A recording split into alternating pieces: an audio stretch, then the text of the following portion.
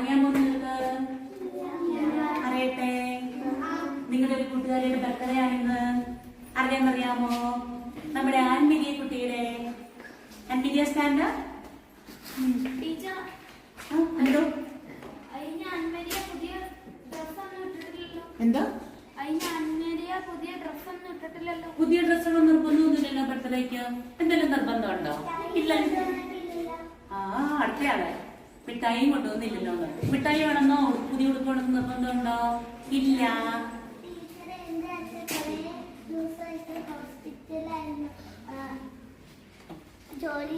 പോകുന്നില്ലല്ലേ?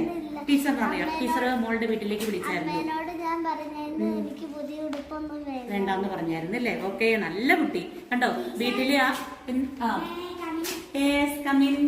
വന്നല്ലോ. ഇതെന്താ രസല്ലേ കയ്യില്? ആന്റിക്കുള്ള ഗിഫ്റ്റോ? ഇതെങ്ങനെ മനസ്സിലായി? എന്ത് പറഞ്ഞു?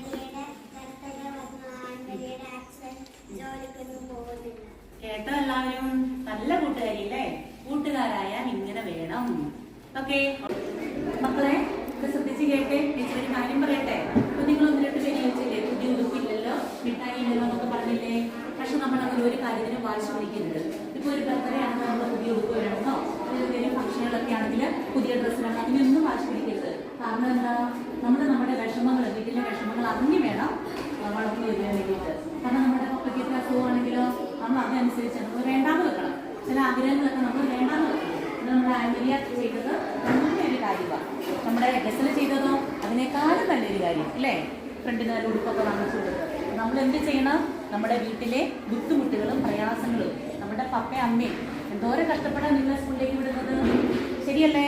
അവര് ഭയങ്കരമായിട്ട് വെയിൽ കൊണ്ടും മഴ നനഞ്ഞും വളരെ ബുദ്ധിമുട്ടിയാണ് നിങ്ങളെ പഠിപ്പിക്കുന്നതും നിങ്ങളുടെ കാര്യങ്ങളൊക്കെ ഓരോന്നും നടത്തി തരുന്നതും.